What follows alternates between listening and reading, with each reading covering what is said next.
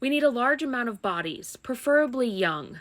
That was a literal quote from a secret 1955 Atomic Energy Commission meeting. And what was that quote in relation to? Project Sunshine.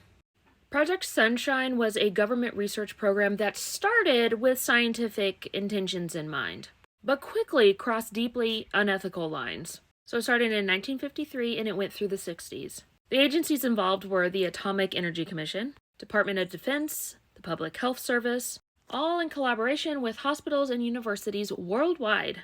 It wanted to measure how much radioactive fallout from nuclear weapons testing how far it had spread across the world, and how it was accumulating in human tissue, specifically bones and teeth. Why teeth and bones? Because one of the main radioactive isotopes produced by nuclear detonations, strontium-90 or SR-90, it mimics calcium and settles in the bones, especially in growing children. And so they needed biological samples, a lot of them. They started with something kind of benign called the Tooth Fairy program in St. Louis. They asked children to donate a tooth to science, and even gave out Tooth Fairy Club buttons as a reward.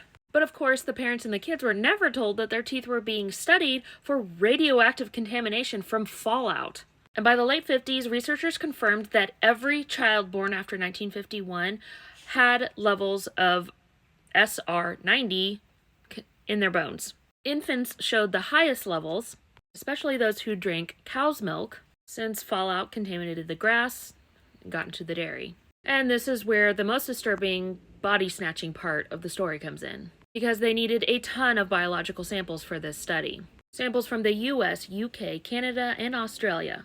And these samples were often taken without permission from the families. Some came from stillborn babies and infants who had died at the hospital, and parents never told that their child's remains were taken for fallout testing. In several cases, body parts were removed before given back for burial or cremation. And they knew exactly what they were doing was wrong because they were using code words to cover up for what they were really doing. Words like materials of interest and specimens, samples and tissue procurement.